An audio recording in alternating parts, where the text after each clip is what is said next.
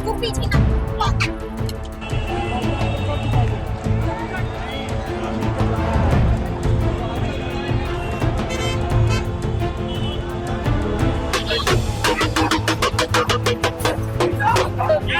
देखिए गेट तोड़ते हुए। नमस्कार, आप लाइव सिटीज देख रहे हैं। मैं हूं जय शुक्ला। बिहार में बीपीएससी अभ्यर्थियों का मुद्दा शांत होने का नाम नहीं ले रहा है। राजधानी पटना के गर्दनी बाग मैदान में लगातार बीपीएससी छात्रों का सत्याग्रह चल रहा है और इस सत्याग्रह में हिस्सा लेने के लिए बड़े बड़े राजनीतिज्ञ पहुंच रहे हैं। चाहे पप्पू यादव हो, चाहे तेजस्वी यादव हो, तमाम लोगों ने बीपीएससी छात्रों का समर्थन किया है और सरकार के खिलाफ अपनी आवाज बुलंद करते रहे हैं। अब देखिए, एक बार फिर से राजधानी पटना में कल बीपीएससी अभ्यर्थियों को दौड़ा कर मारा गया, जिसकी तस्वीरें आपने लाइव सिटीज पर देखी हैं। और देर रात में ही तेजस्वी यादव भी इन अभ्यर्थियों के लिए खड़े हो गए। हमारे कहने का आशय यह है कि तेजस्वी यादव ने देर रात ही सोशल मीडिया पर एक पोस्ट साझा कर दिया और इस पोस्ट में तेजस्वी यादव की नाराजगी दिखती है, तेजस्वी यादव का गुस्सा दिखता है और इस बात से कड़ी नाराजगी, कड़ा ऐतराज दिखता है कि बीपीएससी अभ्यर्थियों पर इस प्रकार लाठी क्यों चलाई गई। हालांकि सियासतदान कुछ और कहते हैं और कहते हैं कि तेजस्वी यादव जब सियासत में थे तब कौन सी लाठियां नहीं चलती थी। लेकिन फिलहाल बात तेजस्वी यादव की करेंगे तो तेजस्वी यादव ने सोशल मीडिया पोस्ट करते हुए क्या कुछ कहा है बीपीएससी अभ्यर्थियों के लिए सरकार को, जरा देखिए। चंद माह पूर्व तक एनडीए के नेता नीतीश कुमार को किसी गंभीर बीमारी से पीड़ित बताकर उन्हें मानसिक रूप से अस्वस्थ बताते नहीं थकते थे। अब वही बीजेपी एलजेपी हम के नेता उनके तानाशाही निर्णयों को शिरोधार्य कर बीपीएससी परीक्षार्थियों को पुलिस से पिटवाकर इस गुंडागर्दी को उचित ठहरा रहे हैं। नीतीश कुमार खुद को जेपी का स्वयं घोषित चेला बताते हैं, लेकिन छात्रों के लोकतांत्रिक विरोध से नफरत है। समस्त स्वार्थी एनडीए नेताओं का यही हाल है। और उसके बाद तेजस्वी यादव ने बीपीएससी को हैशटैग करते हुए ये तमाम बातें लिखी हैं। तेजस्वी यादव का ये बड़ा हमला है और सबसे बड़ी बात जो तेजस्वी यादव ने उन्होंने जो नीतीश कुमार के लिए कही है कि जेपी का स्वघोषित नेता वो खुद को बताते हैं। मतलब वो खुद ही मानते हैं कि वो जेपी के नेता है, उन्हें कोई नहीं मानता। तेजस्वी यादव ने जो कहा है उसके मुताबिक। अब देखिए, नीतीश कुमार और तेजस्वी यादव की ये बात तो हमने कर दी, लेकिन हम चाहते हैं कि बीपीएससी अभ्यर्थियों पर हुए लाठीचार्ज का वीडियो आप एक बार फिर से देखिए और किस प्रकार बीपीएससी अभ्यर्थियों को पटना पुलिस दौड़ा रही है। यह दूसरी बार है जब पटना में बीपीएससी अभ्यर्थी दौड़ाए गए हैं और कैसे दौड़ाए जा रहे हैं उसकी तस्वीर देखिए और कैसे इन तमाम परीक्षार्थियों का दर्द छलका है उस लाठी के बाद, उस दौड़ाए जाने के बाद या थोड़ा पहले। आप वो भी सुनिए।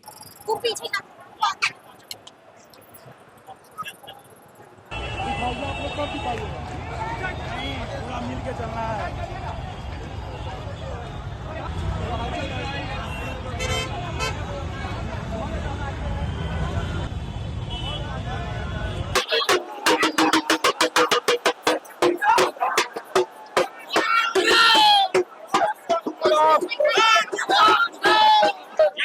देखिए गेट तोड़ते हुए तमाम अभ्यर्थी अंदर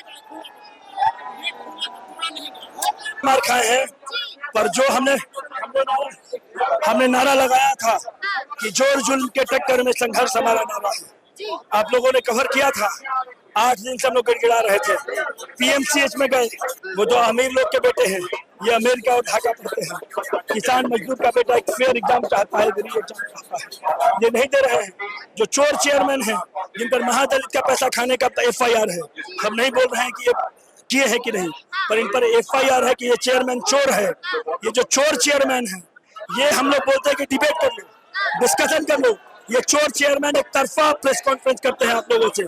हम लोग कहते हैं चेयरमैन को कि हमारा भी लोग बैठे, आपका भी लोग बैठे, मीडिया भी बैठे।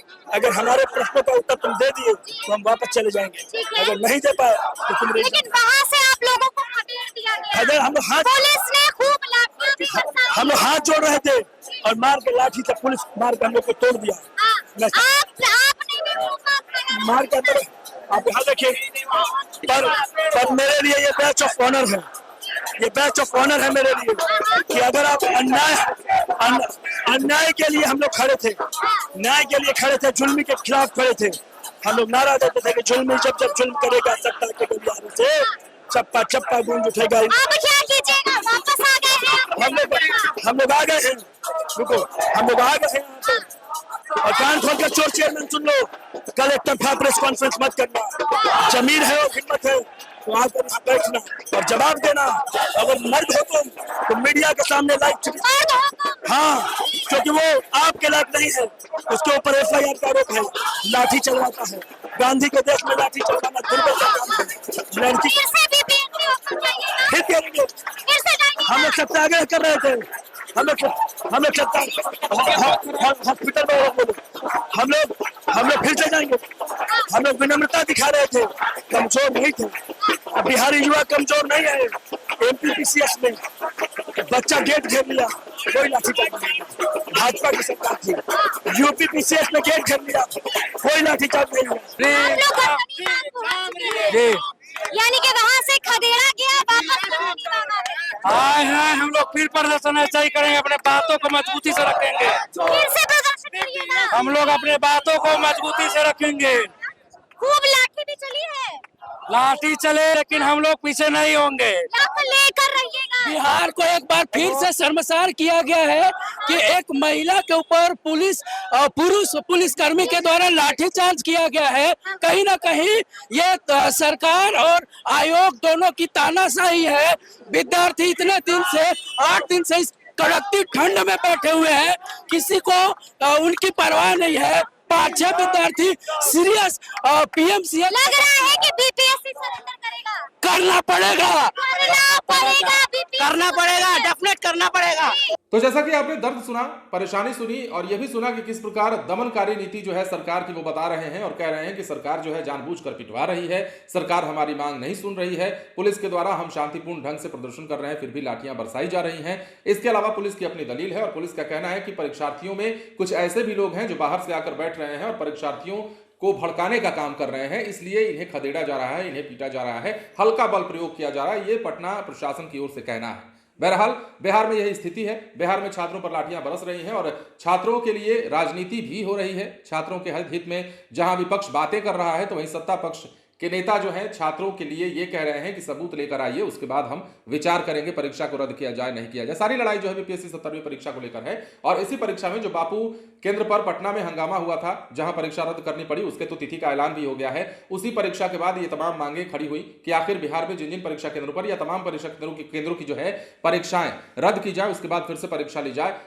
अगर ऐसा नहीं होता है तो फिर जो नॉर्मलाइजेशन सरकार की ओर से जो हम मांग करते आए हैं नॉर्मलाइजेशन हटाने की, अगर सरकार हटाती है तो बिना नॉर्मलाइजेशन के वो रिजल्ट जारी कैसे किया जाएगा? अगर 2 बार परीक्षाएं होंगी, मतलब बापू सभागार में जो बैठे थे परीक्षार्थी बापू परीक्षा केंद्र पर, वो परीक्षा देंगे एक बार फिर से, 12,000 के आसपास संख्या थी इनकी। तो अब इनका रिजल्ट और उनका रिजल्ट अगर मिला करके आएगा तो फिर वही बात हो जाएगी और यही मांग जो है अभ्यर्थियों का है। अभ्यर्थी लगातार मांग पर अड़े हुए हैं, देखना है आगे क्या कुछ होता है। बने रहे लाइव सिटीज के साथ। धन्यवाद।